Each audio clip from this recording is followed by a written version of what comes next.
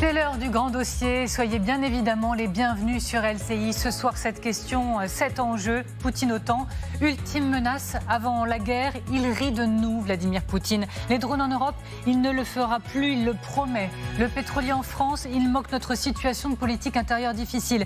Il rit, mais c'est pour mieux nous menacer. De réponses, dit-il, très convaincantes. Même les États-Unis de Trump sont dans son viseur, vous le verrez. Et vous verrez aussi avec nous que la menace viendra peut-être plus vite que prévu de l'espace. Oui, de l'espace. Le Royaume-Uni, les États-Unis tirent la sonnette d'alarme. L'Allemagne prévient. Il est désormais temps de se préparer à faire la guerre en orbite. Alors, ultime menace avant la guerre Russie-OTAN, avant de nous demander ensemble comment nous préparer. Écoutez, dans les mots du président français et de son homologue russe, la montée en tension à laquelle nous assistons. Nous suivons de très près la militarisation croissante de l'Europe. Est-ce que ce sont de simples mots ou est-il temps pour nous de riposter? Les contre-mesures russes ne tarderont pas à arriver. La réponse à ces menaces, il semble, sera pour le moins très convaincante. La guerre revient sur notre sol par l'agression russe en Ukraine. La guerre revient aussi sous des formes plus hybrides chaque jour.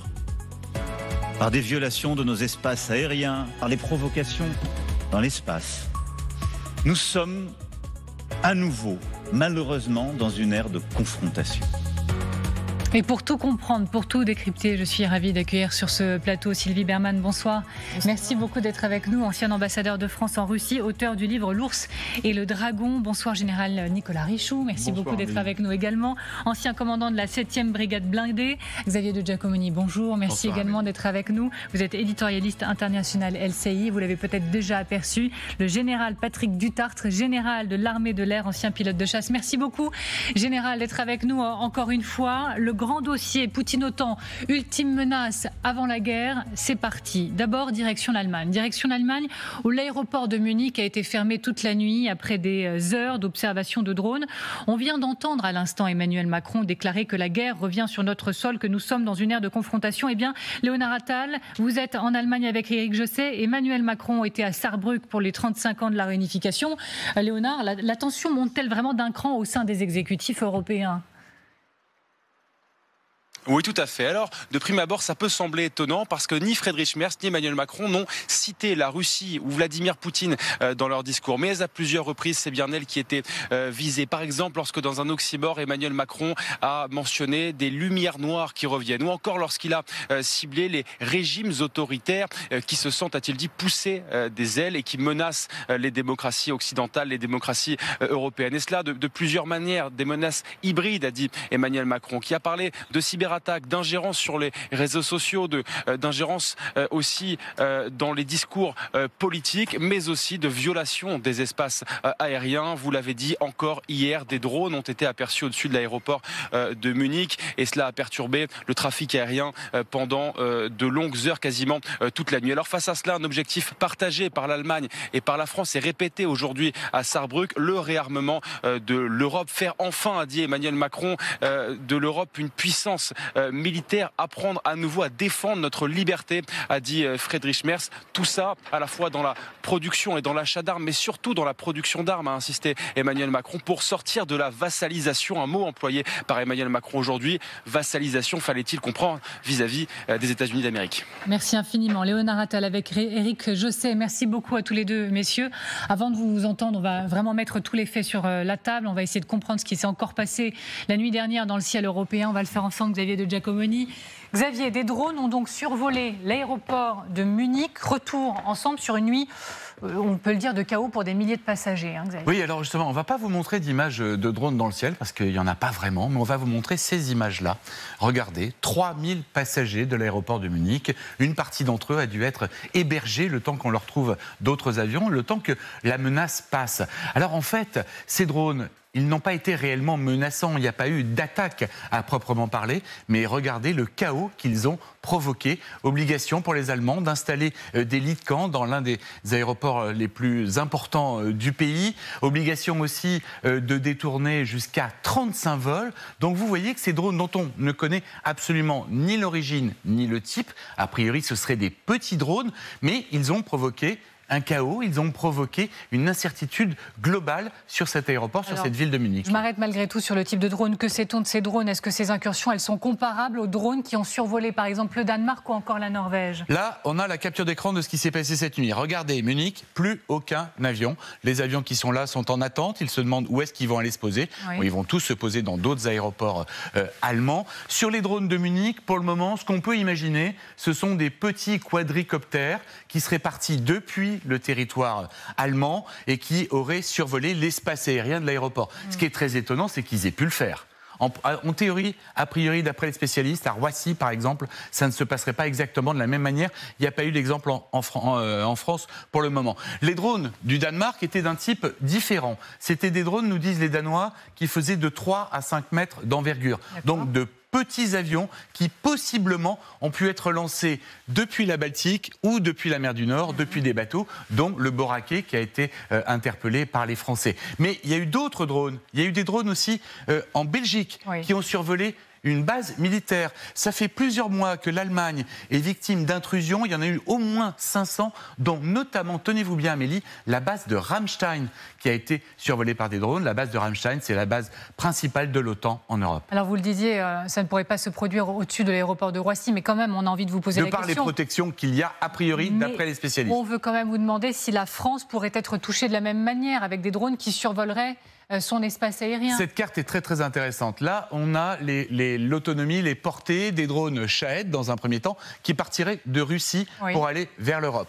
On voit qu'ils peuvent aller jusqu'à la limite de la frontière française, 1800 km pour les Shahed. La ligne jaune. Voilà. Les Guéran 2, en revanche, 2500 km, ils peuvent aller jusqu'au large de Brest. Donc, là, on est sur des drones militaires d'attaque qui sont des engins qui seraient abattus notamment par les Rafales français ou d'autres avions de chasse de pays européens. Mais si on regarde la carte un peu dans l'autre sens, ces drones-là, on les fait partir de l'océan Atlantique, par exemple. On les fait partir de Kaliningrad, qui est situé juste ici. Je vais m'enlever devant la caméra. Et bien là, vous voyez que tout est beaucoup plus facile pour les Russes avec ce type de drone. Mais les attaques auxquelles on fait face aujourd'hui, notamment cette nuit à Munich, a priori, ça vient du sol allemand. Merci beaucoup Xavier de Giacomoni. Général Dutartre, est-ce que vous dites que la prochaine étape, c'est nous? Est-ce que vous en avez la certitude de votre côté? Non, mais pas du tout. Je crois qu'il faut faire retomber les pressions parce que, comme l'a très bien expliqué Xavier Giacomini, ce sont des choses différentes. Il est hors de question aujourd'hui qu'évidemment on soit attaqué par des drones Shahed ou Guéran 2 qui devraient traverser tout l'espace européen et otanien. Ça n'a rien à voir avec ce qui se passe dans les aéroports, ce qui est déjà passé d'ailleurs en Allemagne. On oublie de dire qu'il y a 270 drones qui ont été répertoriés au-dessus de l'Allemagne dans les zones d'aéroport depuis le 1er janvier 2025. Il y a eu ça, on a pu constater ça à Londres, à Gatwick, à New York, sur des bases américaines, en France. Vous savez, il y a 300 000 drones, petits drones, seulement en France. Donc il faut bien faire le distinguo entre une menace militaire et des actes soit de malveillance, soit d'inconscience. Mais on se demandait, Général... Pardonnez-moi, on se demandait, c'est écrit en bas de l'écran, si aussi nous sommes mieux protégés. J'entendais, par exemple, le général Palomero sur cette antenne un peu plus tôt dans la journée qui disait « Mais nous, on a une bonne culture de la défense aérienne. Et pourquoi pas imaginer que, en raison des Jeux Olympiques, nous aurions renforcé notre protection ?» Alors c'est tout à fait juste ce qu'a dit le général Jean-Paul Paloméros. On a une culture de zones de protection autour de points sensibles. On appelait ça des bulles de protection. Quand j'avais la chance d'être avec Jean-Paul d'ailleurs à l'état-major de l'armée de l'air des défenses aériennes, on mettait en place ces bulles. On avait une expertise en termes d'interception, d'identification et de détection.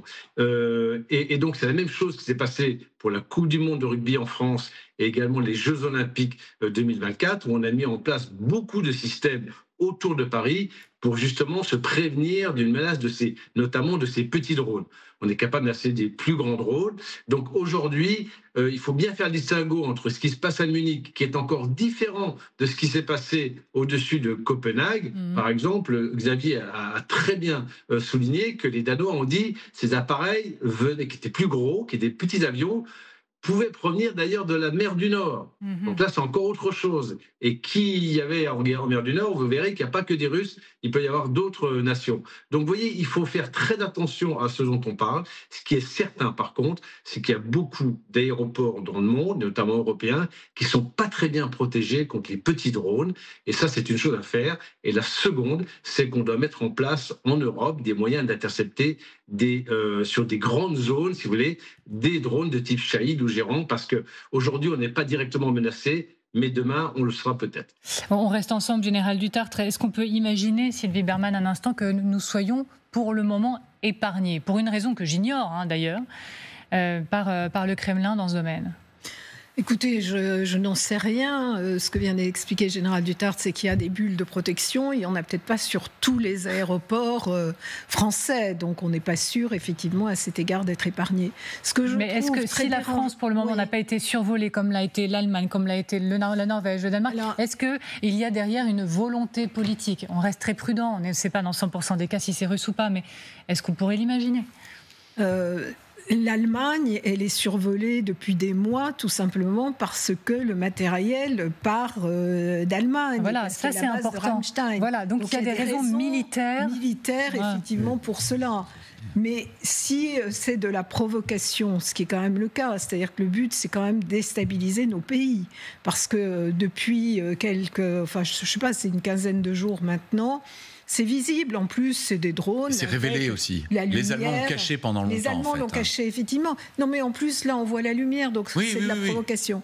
Et on est incapable d'attribuer. On est incapable de les descendre. On en a descendu 3 sur une vingtaine qui sont arrivés en Pologne, et en plus en y mettant des gros moyens. C'est pas les mêmes appareils. Excessifs. Non, c'est pas les mêmes appareils. Mais c'est quand même problématique pour cette raison-là, parce que finalement, Poutine se moque de nous. J'ai une question bonus. Est-ce qu'on peut imaginer qu'il nous provoque par procuration? Je précise ma pensée. Est-ce qu'il peut, par exemple, utiliser des mercenaires sur les territoires européens pour faire voler les drones? Bien entendu. Bien évidemment. Le problème avec ces petits drones, c'est que ça décolle d'où on veut. Ça peut décoller d'un camion, d'une camionnette. On peut sous-traiter facilement parce que n'importe quel gamin est capable de faire voler un drone. Et on voit bien qu'un seul drone à 500 € qui survole l'aéroport de Munich, eh bien, c'est paralysé.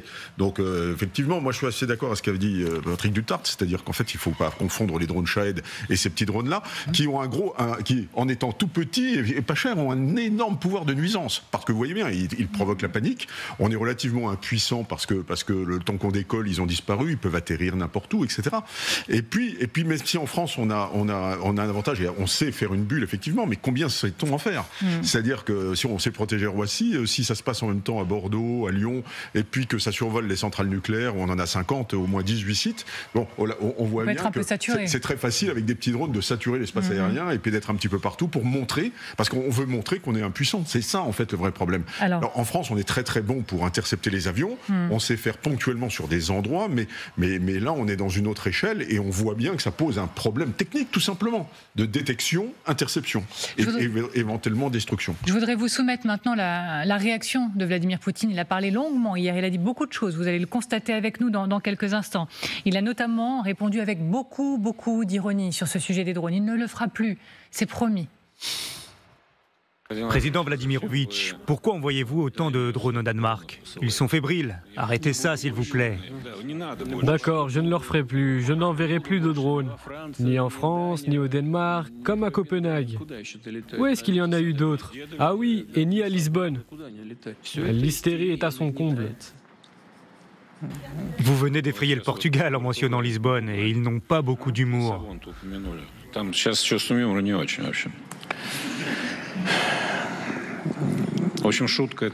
D'accord. On va dire que c'était une blague. Non. Ah, ce n'était donc pas une blague, mais un avertissement. Mieux vaut les avertir. Et ça démarre avec ironie et ça finit quand même avec une menace très claire. Votre analyse de texte, Sylvie Bermann, vous qui connaissez ce langage diplomatique du Kremlin par cœur. C'est pas très diplomatique comme langage. Il ne tenait pas ce type de propos avant la guerre en Ukraine. Là, c'est effectivement à la fois se moquer de nous, se moquer de notre impuissance, de notre hystérie, comme il dit. Mais cela dit, on était accusé d'être hystérique aussi à quelques jours de la guerre en Ukraine. Et puis, laissant entendre qu'il peut effectivement faire davantage. Mais il a dit aussi, et c'est à Valdai, qu'il y aurait des mesures de riposte. Or, les mesures de riposte, c'est précisément le réarmement européen. C'est pas lui qui doit riposter à notre propre riposte. Donc là, effectivement, il vise les Européens. Mais encore une fois, c'est pas des menaces militaires, c'est des menaces informationnelles, cyber et de déstabilisation. Et force est de constater que pour le moment, ça fonctionne. Général Duthart, merci d'être resté avec nous. Selon vous, quel serait le niveau de réponse adaptée à Vladimir Poutine qui nous parle sur ce ton? Il faut lui répondre, on va les détruire un par un, les drones? Oui, absolument. Mais la première chose, moi, qui m'a interpellé, et je parle sous contrôle de Sylvie Bermann, c'est que c'est la précision des informations dont dispose le président Poutine. C'est-à-dire que, en fait, il suit avec beaucoup de réactivité et en temps réel quasiment, ce que dit le président Macron, ce qui se passe dans différents rapports, et il s'en amuse. Il s'en amuse. Mais parce qu'il n'est pas forcément concerné, mais il voit l'hystérie que ça crée, en fait. Et ça, c'est quand même assez nouveau. D'habitude, le président Poutine ne réagissait pas comme ça, instantanément, à des déclarations à gauche ou à droite. Et là, en ce moment, il fait presque, je dirais pas dans l'heure, mais dans la journée, le lendemain, une réponse à ce que pourrait dire le président Macron, par exemple. Ça, c'est la première chose. La seconde, il n'y a pas 36 solutions, il n'y en a qu'une, et elle est bien connue, c'est qu'il faut que l'Europe acquiert son autonomie stratégique en termes militaires. À la fois, bien sûr, contre tous ces petits drones, qu'ils soient près des aéroports, qu'ils soient un peu plus gros, le cas échéant, pour avoir un pilier européen dans l'OTAN, on n'a pas d'autre solution que celle-là. Donc il faut qu'on s'arme, mais de manière intelligente, créer des synergies et arrêter de faire des discours et passer des commandes. Décidément, c'était l'ironie qui dominait dans son discours hier. Regardez comme il nous renvoie, nous, Européens, à nos faiblesses. En gros, il dit, regardez dans vos rues ce qui se passe. Je dis aux Européens, calmez-vous, dormez paisiblement, résolvez enfin vos problèmes. Regardez ce qui se passe dans les rues des villes européennes, ce qui arrive à l'économie, à l'industrie, à la culture et à l'identité européenne, avec les énormes dettes et la crise croissante des systèmes de sécurité sociale qui échappent au contrôle de l'immigration, la montée de la violence, y compris la radicalisation politique des gauchistes, des ultralibéraux, des racistes et des marginaux de société. Regardez ce que disait le média en ligne Reporter il y a quelques jours. Les Européens n'ont pas l'habitude de sortir de leur zone de confort. Par conséquent, toute situation d'urgence impliquant une menace de drone risque de dégénérer en catastrophe médiatique, voire sociale. Et ce serait ça le pari du Kremlin. Et c'est un bon pari. C'est-à-dire, c'est un pari efficace. Oui, parce qu'on n'a pas d'Europe de la défense, c'est ça la vérité.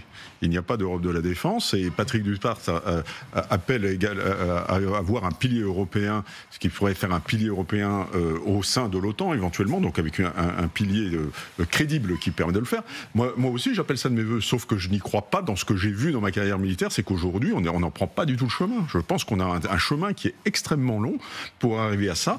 Et donc, Vladimir Poutine le sait bien, cette affaire-là. Il sait très bien qu'on n'arrive même pas à se mettre d'accord sur l'avion et puis le char du futur avec les Allemands. Alors quand on nous parle de défense européenne avec tout le monde, on voit bien qu'on n'est pas du tout en ordre de combat et que ça survole dans toute l'Europe parce qu'il veut montrer qu'il peut aller où il veut. Et puis alors c'est de l'ironie, il se fiche de nous franchement. C'est-à-dire, regardez, je viole votre espace aérien et puis ces crétins-là, ils n'arrivent même pas à riposter ni à répondre et en plus ils paniquent. Donc en fait, on a quand même un vrai souci et c'est vrai qu'il est vraiment temps de s'y mettre, mais je ne vois pas qu'on s'y mette vraiment. On reprend le fil de ce grand dossier et pour en parler, donc je salue toujours Sylvie Bermann, merci beaucoup d'être avec nous, toujours le général Richoux, toujours Xavier de Giacomoni et on remercie donc Stéphane Courtois de nous avoir rejoints, je rappelle, historien co-auteur du livre noir de Vladimir Poutine. Avant toute chose, vous savez, on aime bien poser les faits pour tout comprendre, pour tout savoir, on va le faire ensemble. Général, le pétrolier au large de Saint-Nazaire, eh bien il a levé l'ancre. Oui. Il a levé l'ancre, on va poser tout ce qu'on sait. Le push-pas de la flotte fantôme russe a levé l'ancre hier soir, je vais être précise, à 22h45. Que sait-on par exemple de son itinéraire général? Eh bien, alors, on sait qu'il venait de Primorsk, c'est-à-dire au fond du golfe de Finlande, là, près de Saint-Pétersbourg, et qui va en Inde, donc Vladimir. On sait qu'il a été arraisonné pour refus d'obtempérer, et puis pour un défaut de problèmes administratifs, c'est-à-dire on doutait de son pavillon, qui est censé être un pavillon béninois. Donc il a été arrêté au large de Saint-Nazaire. Il a été, le capitaine et son adjoint, qui sont tous les deux chinois, ont été déférés devant le procureur de la République. Malheureusement, 48 heures après, eh bien, ils sont revenus à bord, ils ont appareillé. Alors le patron, le pacha du bâtiment, lui, a été mis en examen. Il est censé être jugé en février prochain, mais où sera-t-il à ce moment-là? Il est chinois, il peut être en Inde, il peut être retourné en Chine. Ça m'étonnerait qu'on le voit sur les bancs du tribunal de Brest. Voilà où on en est. Donc on s'aperçoit en fait que, au-delà de l'arraisonnement de ce pétrolier, qui était légitime au regard des questions que se posaient les autorités françaises, parce que ça s'est passé dans la zone économique exclusive, et que ça ressort de l'article 110 de Montego Bay, de la Convention de Montego Bay. Donc ça a été fait de manière parfaitement légale. Mise en examen du capitaine, l'adjoint a été relâché. N'empêche qu'aujourd'hui, eh bien, ce pétrolier, avec tout le pétrole sous embargo, a repris son chemin vers l'Inde. Donc on a encore le symbole de l'impuissance de l'Europe, qui prend des sanctions, mais qui n'est pas capable d'empêcher ces bateaux fantômes de naviguer. Merci beaucoup, Général. On peut retourner à cette table. Stéphane Courtois, vous partagez le mot d'impuissance utilisé par le général Richoux. Il nous met face à notre impuissance, Vladimir Poutine. J'ai presque envie de dire que le mot impuissance est faible. Non, mais c'est un peu surréaliste quand même, depuis le temps que Poutine nous teste sur tous les plans, et à chaque fois, on parle beaucoup, nous voulons, nous allons, et puis rien. Alors l'affaire des drones est tellement symptomatique quand même, parce que là c'est général, ça touche déjà 5-6 pays, et on ne sait toujours pas qu'est-ce que c'est que ces drones. On n'a pas été capable d'en descendre un, ne serait-ce que pour avoir des bouts de ferraille, là, pour voir qui a fabriqué ça. Est-ce que c'est les Iraniens? Est-ce que c'est les Chinois? Qu'est-ce que c'est? Non, on ne sait pas, mais on parle beaucoup, on se réunit beaucoup. Impuissance. Et donc ce navire, il repart, voilà, il reprend sa route, il a levé l'ancre. Sylvie Bermann, on va écouter Vladimir Poutine qui a réagi, qui a parlé d'un acte de mutinerie de la part de la France. Piraterie, merci de m'avoir corrigé. À votre avis, s'agit-il de piraterie? Je connais bien cette affaire. Le pétrolier a été capturé dans des eaux neutres sans aucune raison valable. Et là, apparemment, il cherchait peut-être des cargaisons militaires, des drones ou autre chose. Il n'y a rien de tout cela. Il n'y en a jamais eu. Et il ne peut y en avoir.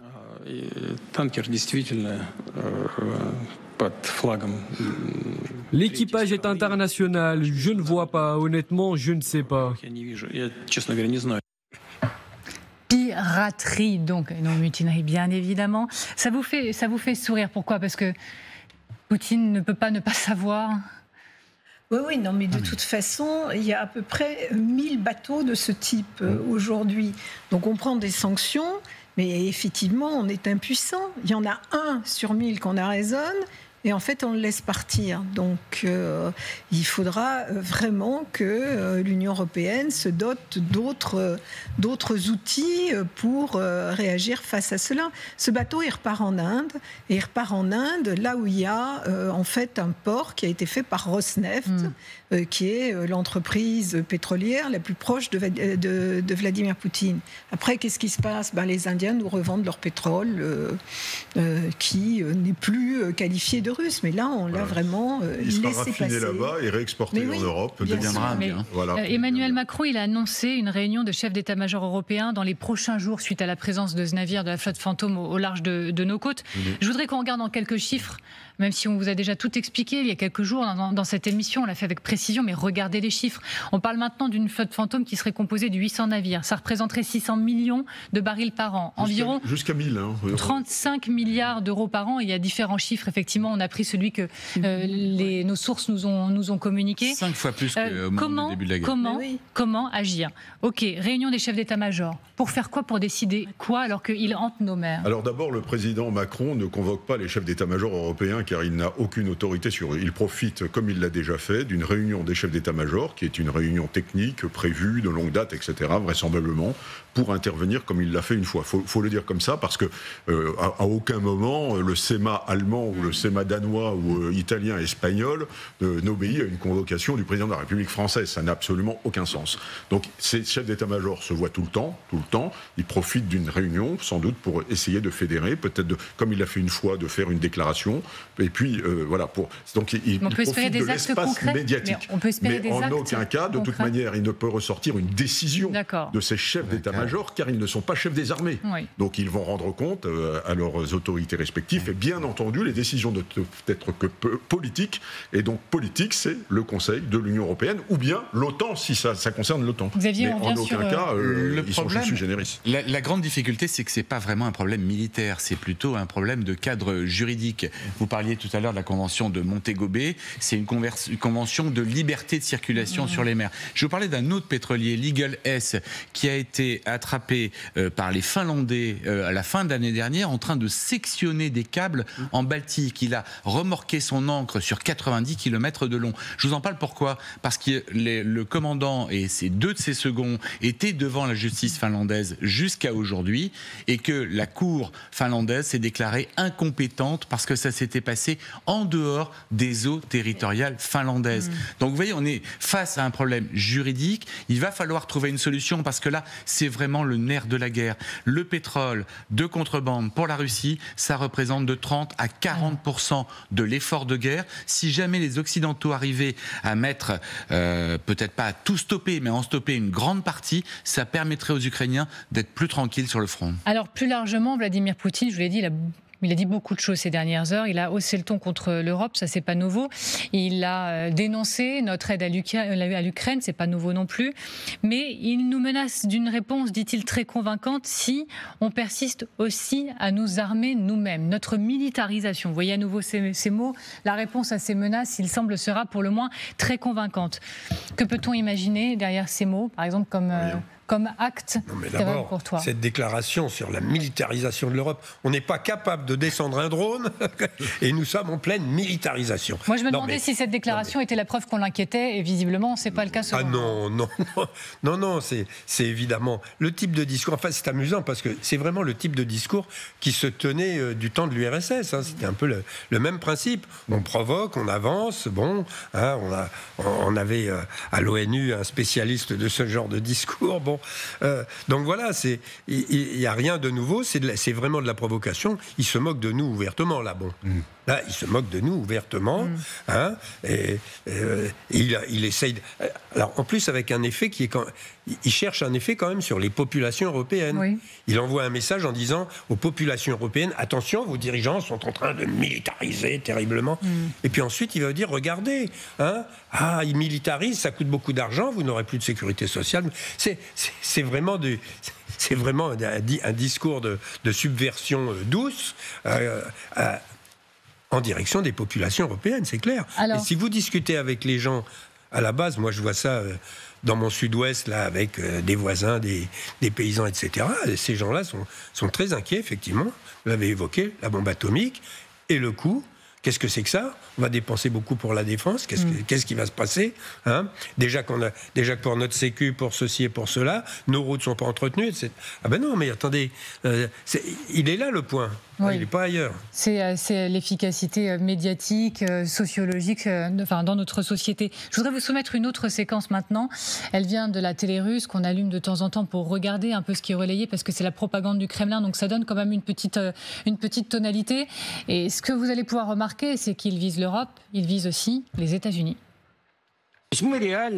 Réellement, aujourd'hui, nous pouvons détruire l'Europe et causer des dommages irréparables aux États-Unis. À un moment, nous serons acculés. Nous devrons prendre des décisions impopulaires mais fortes pour protéger notre pays. Vous savez, la balle est dans le camp des États-Unis. Ce sont eux qui les approvisionnent et donnent des renseignements. Ils pensent que nous ne commencerons pas la Troisième Guerre mondiale et que nous ne frapperons pas les territoires des États-Unis. La situation est difficile. Bien sûr, nous devons éviter l'escalade en ne tapant pas les États-Unis. Mais notre réponse doit être décisive et dévastatrice. Pas contre les États-Unis, pas contre les États-Unis pour le moment. Alors pour Vladimir Poutine, toujours dans son expression hier, l'envoi de missiles Tomahawk à Kiev serait une nouvelle escalade entre Moscou et Washington. La présence maintenant, depuis quelques jours maintenant, quelques heures plus précisément, des États-Unis dans le viseur de Poutine, est-ce l'expression d'une réelle montée de tension avec la Maison-Blanche de Trump ? Oui, tout à fait. Mais ce qui a fortement déplu à Vladimir Poutine, c'est d'être soupçonné d'être un tigre en papier, c'est-à-dire de menacer, d'être incapable ensuite de vaincre en Ukraine, ce qui est d'ailleurs la réalité puisque le front est pratiquement gelé. Donc là-dessus, Vladimir Poutine n'a pas beaucoup d'humour. Donc effectivement, il s'en prend aussi aux États-Unis. En particulier à cause des Tomahawks, parce qu'il dit les Tomahawks qui ne peuvent pas être utilisés sans ciblage, et le ciblage, c'est les Américains qui le font. En même temps, il ménage toujours plus les États-Unis que les Européens. Et si la menace, elle venait plus vite qu'on ne le croit, de l'espace? La Russie cible constamment les satellites britanniques. La Russie tente même régulièrement de bloquer les satellites militaires britanniques. C'est ce que déclare ces toutes dernières heures à la BBC le chef du commandement spatial britannique. Vous voyez cet article, vous allez voir les mots dans quelques instants. Et même Emmanuel Macron, il y a tout juste quelques minutes depuis l'Allemagne, se fend d'une alerte sur ce sujet. Regardez. La guerre revient sur notre sol par l'agression russe en Ukraine. La guerre revient aussi sous des formes plus hybrides chaque jour, par des violations de nos espaces aériens, par les provocations dans l'espace. Nous sommes à nouveau, malheureusement, dans une ère de confrontation. Voilà, les provocations dans l'espace. Merci beaucoup, monsieur Jean-Daniel Testé, général Testé, d'être avec nous. Vous êtes président d'Agena Space, vous êtes ancien commandant interarmé de l'espace. Merci beaucoup de prendre le temps d'être avec nous. Vous le savez, dans cette émission, on aime bien poser tous les faits sur la table. Avant de vous entendre, on va retourner devant le grand écran avec Xavier de Giacomoni. Xavier, pourquoi on en parle aujourd'hui? Il faut expliquer à nos téléspectateurs qu'il y a eu en Europe plusieurs alertes ces derniers jours sur le sujet. On en parle aujourd'hui parce que la guerre des étoiles, la guerre de l'espace, en fait, a commencé. Elle a commencé il y a quelques années, mais là, maintenant, on en voit des traductions à travers cette guerre de la Russie contre l'Ukraine. Ce sont les Britanniques, d'abord, qui ont lancé une alerte, comme quoi leurs satellites faisaient l'objet de brouillage de la part, évidemment, des Russes. Alors, il n'y a pas de preuves, ça se passe très très loin de chez nous, mais ces alertes-là, elles se multiplient, puisqu'il y a aussi une alerte allemande dans la bouche du ministre de la Défense, Boris Pistorius, qui annonce que les Russes peuvent bloquer, aveugler, manipuler ou perturber cinétiquement les satellites. En théorie, tout ça, ça ne devrait pas être possible, puisqu'il y a un traité qui a été signé en 1967 qui dit, je le résume, que dans l'espace, on ne peut pas se livrer à des actions militaires. Mais comment on se protège? Est-ce qu'il y a des exercices qui sont menés, par exemple, pour essayer de se prémunir? Effectivement, il y en a eu un très très récemment, pendant une semaine, entre le 5 et le 12 septembre, un exercice américano-britannique. En fait, un satellite américain, vous le voyez, en faisant des orbites pour se rapprocher d'un satellite britannique et vérifier que ce satellite était en ordre de marche, qu'il ne subissait pas de dysfonctionnement total. À noter aussi que l'Allemagne a prévu de mettre 35 milliards d'euros sur la table pour se protéger contre ces attaques de satellites dans l'espace. Quel est l'état des lieux du rapport de force dans l'espace? Satellite, méga constellation, espionnage, Le Point, le magazine Le Point et Lookup publie, là, il y a quelques heures seulement, un premier baromètre des rapports de force géopolitiques spatiaux. Et vous allez nous en dire plus. Alors, sur ces satellites, les Américains sont clairement en tête, en avance, comme dans beaucoup d'autres domaines. 9641 satellites, mais surtout, vous voyez, une augmentation, c'est exponentielle, 29% de plus. Les Chinois, juste derrière eux, 1102 satellites, augmentation de 25%. Pour l'Europe, c'est beaucoup plus faible, 651 satellites. Mais surtout, ce que l'on sait, c'est que les Chinois, notamment, ont développé des armes pour s'attaquer aux satellites. Ils font des tests depuis la fin des années 2010. Ils sont capables, d'ores et déjà, de s'approcher d'un satellite d'un pays européen ou américain, de le perturber jusqu'à le faire sortir de son orbite et le faire disparaître dans l'atmosphère, dans la stratosphère. Merci beaucoup Xavier. Je voudrais qu'on regarde à nouveau les mots forts qui ont été prononcés au sommet sur la défense dans l'espace à Paris il y a quelques jours. Ça vient du ministère de la Défense allemand qui disait que l'ère spatiale régie par les règles pacifiques du traité de l'espace n'existe plus. Ah oui. Et qu'il est désormais temps de se préparer à faire la guerre en orbite. Général Jean-Daniel Testé, ancien commandant interarmé de l'espace, est-ce qu'on se prépare actuellement à mener une bataille dans l'espace ? Bien sûr, juste pour corriger un petit peu ce qui a été dit à l'instant, même si c'est pas du tout faux, simplement remettre en perspective calendaire. Les premiers à avoir lancé l'alerte dans le domaine, c'est bien les Français en 2019. Je pense que vous l'avez en mémoire. On avait la ministre de la Défense de l'époque, Florence Parly, avait mis en évidence l'espionnage d'un de nos satellites franco-italiens, Athena Fidus, par le satellite russe. Sur lequel aujourd'hui les Allemands et les Britanniques, avec lequel ils ont quelques problèmes actuellement, c'était les mêmes, c'était le Loop-Lamp, première version en 2019 et deuxième génération actuellement. Autre petite question, je reste sur le domaine franco-français. Je voyais un article tout à l'heure en travaillant un peu. En avril dernier, la France scrutait 3 nouveaux satellites russes, dont l'un a libéré un mystérieux objet. C'est ce qui était écrit à l'époque, notamment par Le Parisien. Et le commandement de l'espace français disait surveiller ces engins au comportement étrange lancés en février. Quels moyens mettons-nous, nous, la France, pour nous défendre dans ce domaine? Nous préparons-nous, pardon d'insister sur cette question, nous, la France, nous préparons-nous à la guerre de demain, la guerre en orbite? Absolument, vous avez raison d'insister parce que c'est un sujet très important et qui est au cœur des préoccupations du ministère des Armées depuis maintenant, je dirais, 2 ans, que date de la publication de la stratégie spatiale de défense. En fait, on s'y prépare on s'est doté de moyens. Alors, c'était un peu plus ancien parce que, vous savez, les programmes prennent du temps. Donc, on a des radars de surveillance de l'espace qui sont aujourd'hui basés et qui appartiennent au ministère des Armées, qui sont basés sur le territoire français, qui surveillent toutes les orbites, enfin, en particulier les orbites basses. Nous avons aussi des prestataires de services. Vous avez cité Lookup tout à l'heure, qui en est un, mais il y en a d'autres, comme Aldoria, comme Ariane Group, comme Safran Defense and Space, qui aujourd'hui fournissent des données de surveillance de l'espace de grande qualité qui permettent au commandant de l'espace de surveiller et d'avoir une vision la plus précise possible. Alors on n'est jamais assez précis bien entendu, mais en tout cas la plus précise possible de tous les événements qui pourraient mettre en cause nos satellites. On reste ensemble, Général Testé. Stéphane Courtois, pour vous, il est clair que Poutine prépare une guerre en orbite, une guerre dans l'espace ? Vous savez, depuis que vous m'avez fait l'amitié de m'inviter sur ce plateau, depuis l'attaque contre l'Ukraine, j'entends toujours cette petite musique, et à chaque fois, c'est presque tous les jours. Mais jusqu'où va-t-il aller ? Jusqu'où Poutine va-t-il aller ? Mais il va aller jusqu'où on le laisse aller. Parce que c'est un homme qui a été formé dans un régime totalitaire où le pouvoir était omnipotent et avait des objectifs gigantesques. Il faut rappeler quand même, l'URSS avait l'intention, en 1945, s'il n'y avait pas eu la bombe atomique américaine, les chars russes, ils seraient arrivés à Paris. Il faut quand même rappeler ces choses-là. Donc voilà, ce monsieur a été formé dans un régime où le pouvoir est habitué à pouvoir s'étendre autant qu'il veut, à contrôler ce qu'il veut et surtout à utiliser tous les moyens possibles. Alors tous les moyens possibles, ça va du drone jusqu'au satellite. Bah oui. De mémoire d'ambassadeur Sylvie Bermann, c'est un sujet sur la table depuis longtemps, l'espace avec la Russie, mais pas juste l'espace avec la Russie, sa volonté de faire de l'espace un terrain de guerre.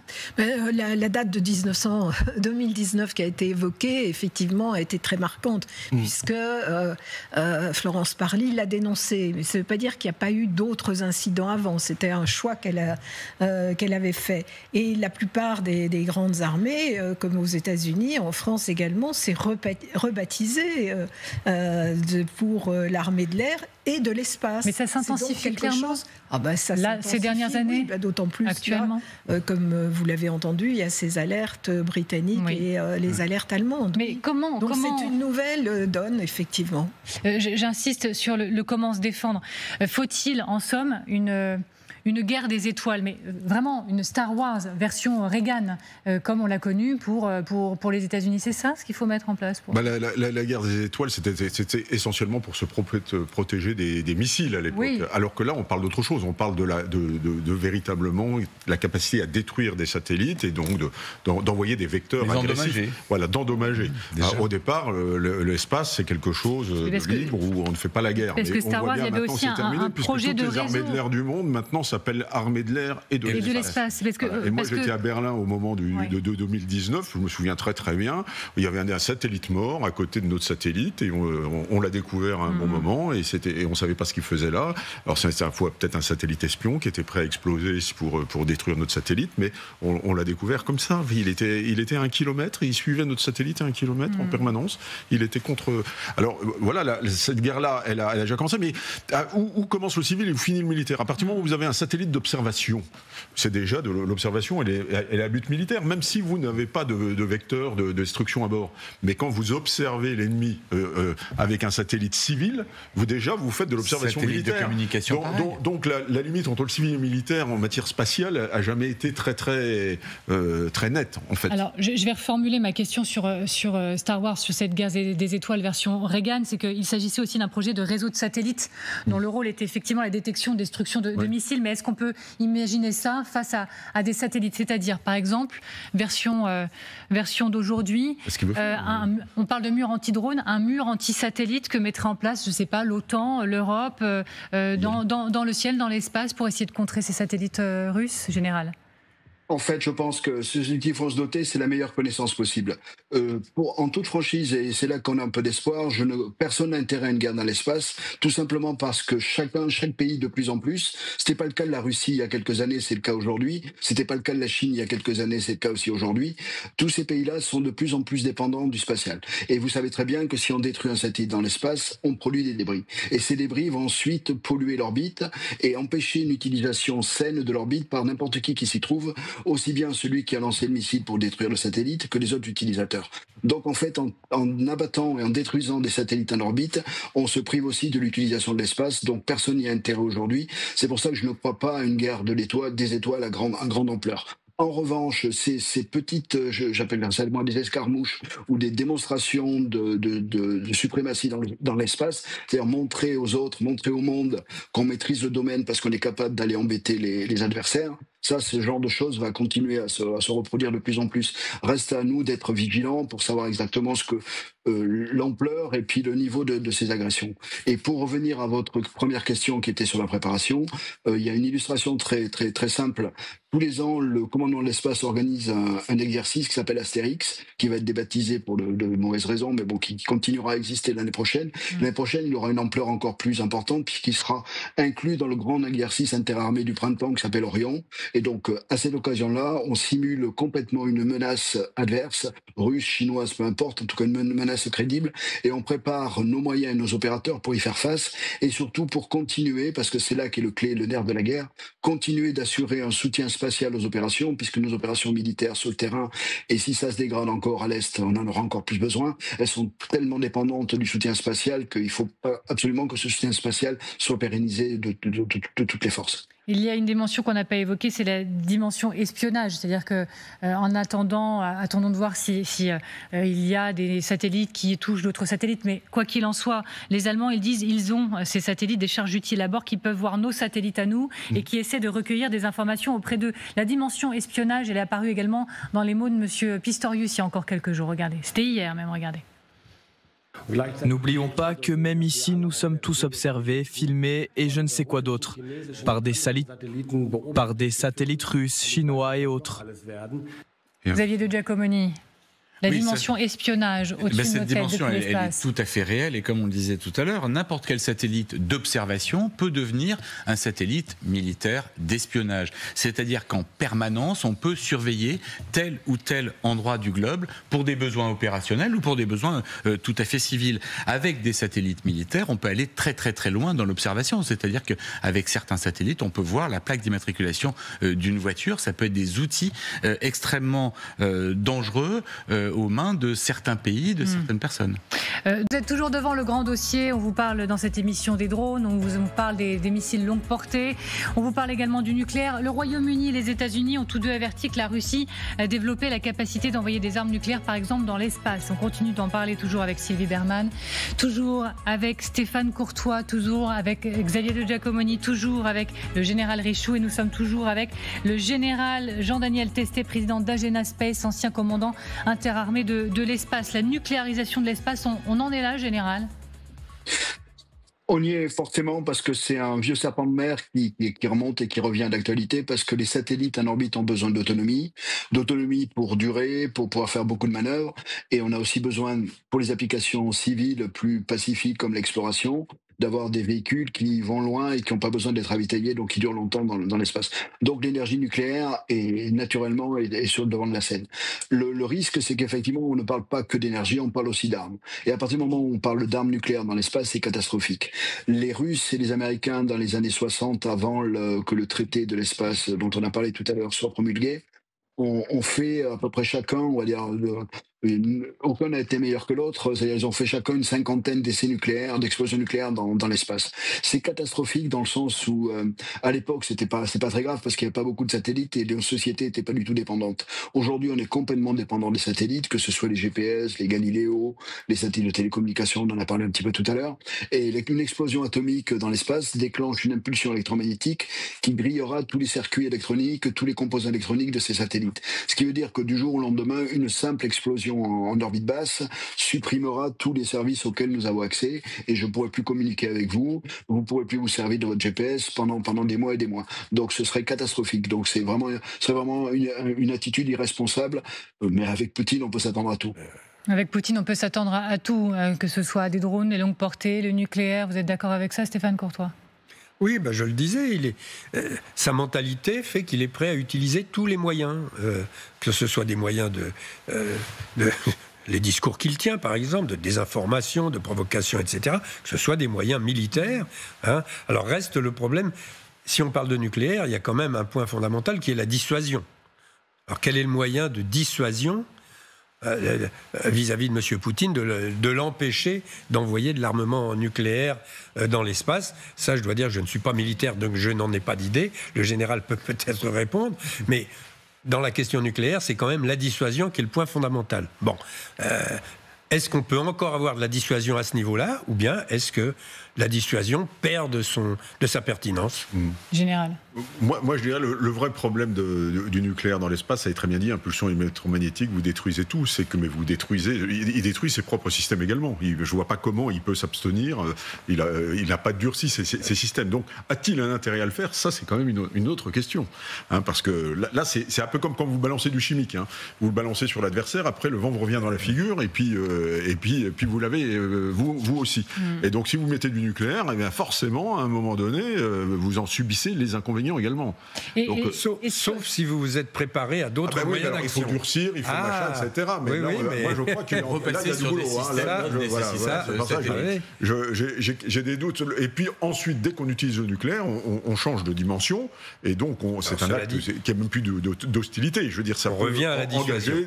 Je dirais une riposte riposte adverse qui est absolument incontrôlée. Donc, sur le point souligné par Stéphane Courtois, qui a interrogé la portée de notre dissuasion nucléaire, est-ce qu'elle s'est amoindrie, notre capacité de dissuasion? La nôtre? Oui, c'était ce qu'interrogeait Stéphane Courtois. Non, je ne vois pas pourquoi notre capacité de dissuasion. Nous, aujourd'hui... La conventionnelle, oui. Conventionnelle, la dissuasion conventionnelle, on a baissé la garde. On voit bien que quand on est en dessous du seuil, on a du mal à répondre avec 3 Sukhoi 31 ou bien des drones. Mais en matière de nucléaire, je rappelle qu'un seul SNLE, c'est 1000 fois Hiroshima. Oui, bien sûr. On a de quoi raser au moins toute la Russie utile, c'est-à-dire les villes occidentales. Donc notre dissuasion reste aussi valable et dissuasive qu'elle ne l'était avant.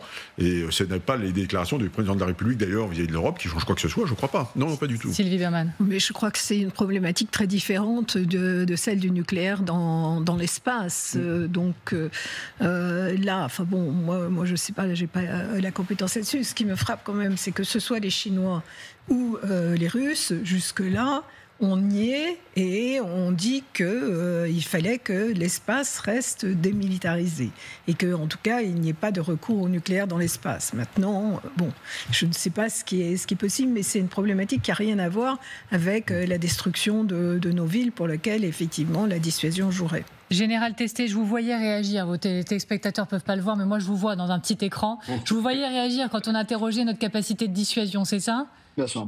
Oui, absolument. Je pense qu'il faut bien dissocier les deux, comme vient de le dire Sylvie Berkman, à très juste titre. Les deux sont complètement à dissocier. Et pour revenir à ce que disait le général Richoux, sur lequel je suis complètement d'accord aussi, c'est qu'en fait, c'est de l'autodissuasion. Il faut bien conscient, et je l'ai dit tout à l'heure, que si Poutine fait exploser une arme nucléaire dans l'espace, il détruit ses satellites autant que les nôtres. Reste à savoir maintenant, et là aussi la question a été posée, c'est peut-être quelque chose sur lequel il faut qu'on travaille, nous militaires. Reste à savoir à quel point, à quel niveau les satellites russes sont blindés contre ce genre parce que c'est possible de construire des cages de Faraday.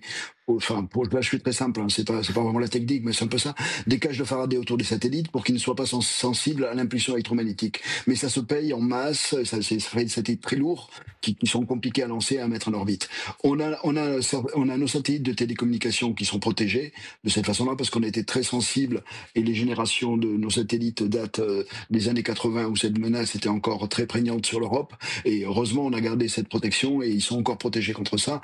On a uniquement ces satellites de communication qu'ils sont. Reste à savoir maintenant si côté russe, ils ont blindé de la même façon tous leurs satellites. Dans ce cadre-là, on serait très vulnérable.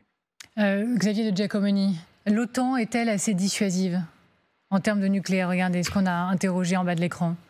Pour le moment, oui, puisque de toute façon, à partir du moment où les Russes, on en a beaucoup parlé à un moment au niveau du nucléaire tactique.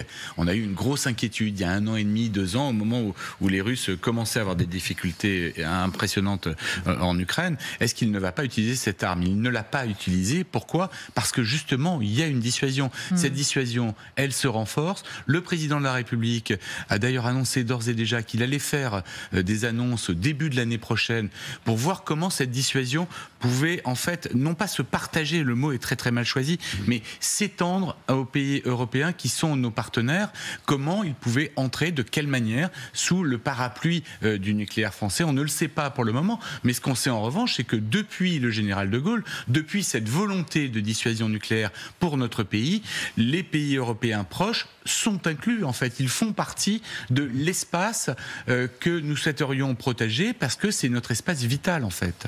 Stéphane Courtois. Oui, mais tout à l'heure, à propos de ce nucléaire dans l'espace, je pensais moins aux Russes qu'aux Chinois, moi.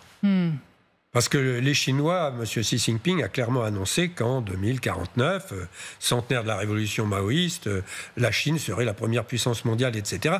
Et quand on voit l'effort technologique incroyable que font les Chinois, et en particulier dans l'espace, moi, c'est plutôt de ce côté-là que je m'interroge sur des possibilités de dissuasion. Parce que la mentalité de ces dirigeants chinois est quand même extraordinairement inquiétante.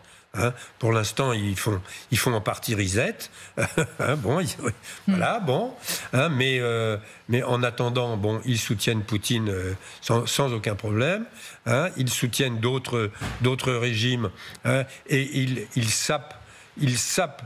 Le fond du problème, c'est quand même la défense, oui ou non, d'un espace démocratique dans le monde. C'est quand même ça le problème. Rien de nouveau depuis 1917. Sylvie Bermann, ancienne ambassadrice de France en Chine également.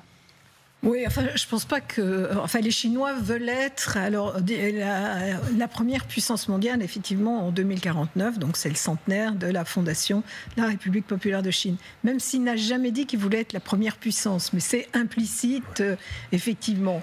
Mais c'est plus pour pouvoir se développer à sa manière et contenir toutes les menaces que pour finalement être véritablement agressif. Reste la question de Taïwan, bien entendu, et puis de la mer de Chine du Sud. Je ne pense pas que les Européens aient quoi que ce soit à craindre de ce point de vue-là de la Chine.